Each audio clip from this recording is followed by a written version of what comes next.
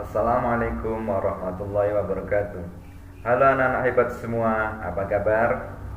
Semoga kalian pada hari ini dalam keadaan sehat walafiat. Hari ini Pak Suradi akan mengajak kalian semua untuk belajar tema 1, subtema 1, kelas 6 tentang perkembangbiakan tumbuhan. Tujuan pembelajaran materi yaitu 1. Menyebutkan cara perkembangbiakan pada tumbuhan. Yang kedua, mengidentifikasi tumbuhan yang berkembang biak secara generatif. Yang ketiga, mengidentifikasi tumbuhan yang berkembang biak secara vegetatif. Dan yang keempat, membandingkan perkembangbiakan generatif dan vegetatif pada tumbuhan. Perkembangbiakan tumbuhan. Salah satu ciri makhluk hidup adalah berkembang biak. Perkembangbiakan adalah kemampuan makhluk hidup untuk memperbanyak diri dengan menghasilkan keturunan baru. Makhluk hidup berkembang biak untuk melestarikan keturunan jenisnya. Perkembangbiakan pada tumbuhan dibedakan menjadi 2, yaitu perkembangbiakan secara generatif atau kawin dan perkembangbiakan secara vegetatif atau tak kawin.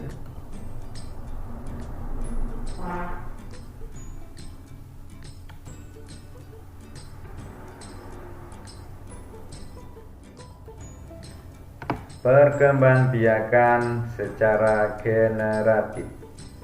Perkembangbiakan secara generatif adalah perkembangbiakan tumbuhan melalui perkawinan. Perkembangbiakan generatif terjadi pada tumbuhan yang mempunyai biji, misalnya mangga, sirsat, sawo, alpukat, dan pepaya.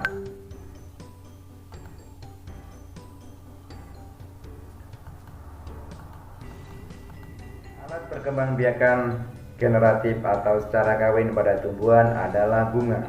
Bagian-bagian bunga terdiri dari putik, benang sari, mahkota bunga, kelopak bunga, dasar bunga, dan tangkai bunga.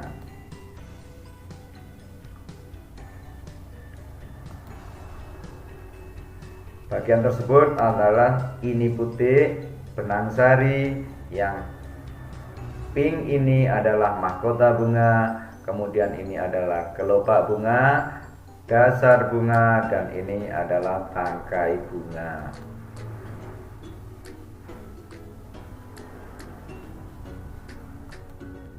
Tangkai bunga berfungsi menghubungkan bunga dengan batang. Dasar bunga berfungsi sebagai tempat melekatnya mahkota dan komponen bunga lainnya. Kelopak bunga berfungsi melindungi mahkota pada saat masih kuncup.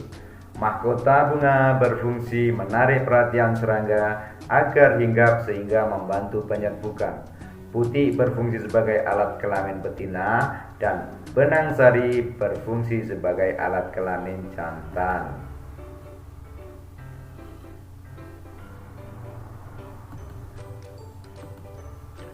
Perkembangbiakan generatif pada tumbuhan diawali dengan proses terjadinya penyerbukan.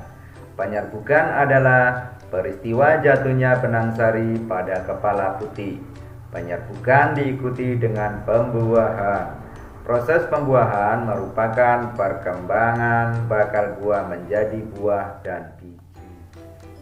Jenis-jenis penyerbukan.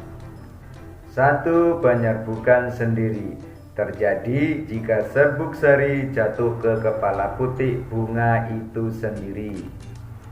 2. Penyerbukan tetangga terjadi jika serbuk sari jatuh ke kepala putik bunga lain tetapi masih dalam satu pohon.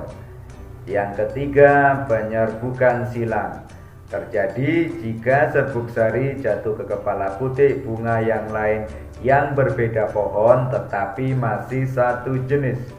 Dan yang keempat, penyerbukan basta terjadi jika serbuk sari jatuh ke kepala putik bunga tumbuhan yang lain yang sejenis tetapi berbeda varietasnya. Perkembangbiakan vegetatif. Perkembangbiakan secara vegetatif pada tumbuhan adalah perkembangbiakan tumbuhan tanpa melalui perkawinan.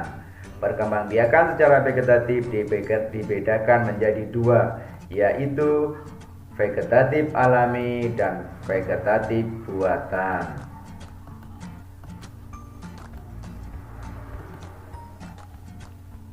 Perkembangbiakan vegetatif alami. 1. Yaitu spora, yang kedua umbi batang, yang ketiga umbi akar, yang keempat umbi lapis, yang kelima tunas, yang keenam akar tinggal, dan yang ketujuh gerage.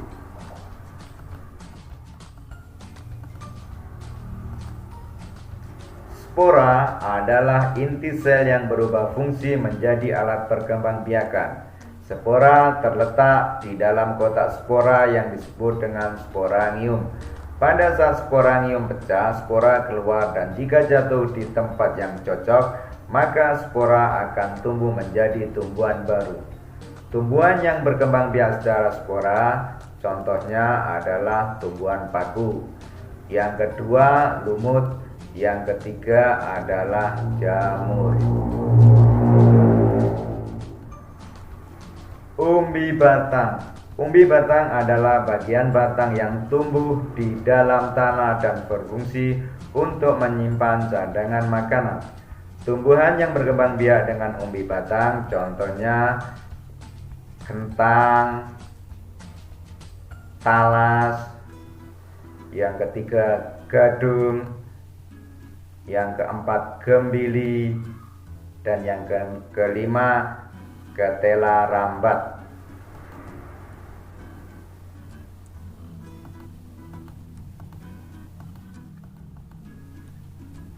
Umbi akar. Umbi akar adalah akar yang berubah bentuk. Saya ulang, umbi akar adalah akar yang berubah fungsi untuk menyimpan cadangan makanan, terutama zat tepung. Ciri-ciri umbi akar adalah umbi tidak berbuku-buku, tidak memiliki tunas, tidak memiliki kuncup, dan tidak memiliki daun. Contoh tumbuhan yang berkembang dengan umbi akar adalah singkong, bengkoang, wortel, dan loba. Umbi lapis. Umbi lapis adalah bagian dari pelepah daun yang berfungsi sebagai cadangan makanan dan bentuknya berlapis-lapis. Dari sela-sela daun yang bertumpuk-tumpuk akan tumbuh mata tunas yang disebut siung. Siung merupakan calon individu baru. Tumbuhan yang berkembang biak dengan umbi lapis contohnya bunga bakung, bawang merah, bawang bombay, bawang tunas. Tunas adalah bagian tumbuhan yang baru muncul dari kecambah atau kuncup yang berada di atas permukaan tanah. Munculnya tunas sebagai individu baru berasal dari bagian batang tumbuhan yang ada di dalam tanah. Contoh tumbuhan yang berkembang biak dengan tunas adalah pisang, bambu, dan tebu. Tunas adventif. Tunas adventif merupakan tunas yang muncul pada tempat yang tidak seharusnya, misalnya tumbuh pada ketiak daun atau akar. Tunas yang muncul di daun disebut tunas adventif daun, dan yang muncul di akar disebut tunas adventif akar. Contoh tunas adventif daun adalah cocor bebek, sedangkan contoh tunas adventif akar adalah sukun, kesemek, cemara, dan kersen atau talok. Gerage atau stolon. Gerage adalah batang yang tumbuh mendatar di permukaan tanah. Gerage tersusun atas ruas-ruas. Setiap ruas yang menempel pada tanah akan membentuk akar dan tumbuh tunas baru. Contoh tumbuhan yang berkembang biak dengan gerage adalah stroberi, pegagan, semanggi, dan juga rumput teki.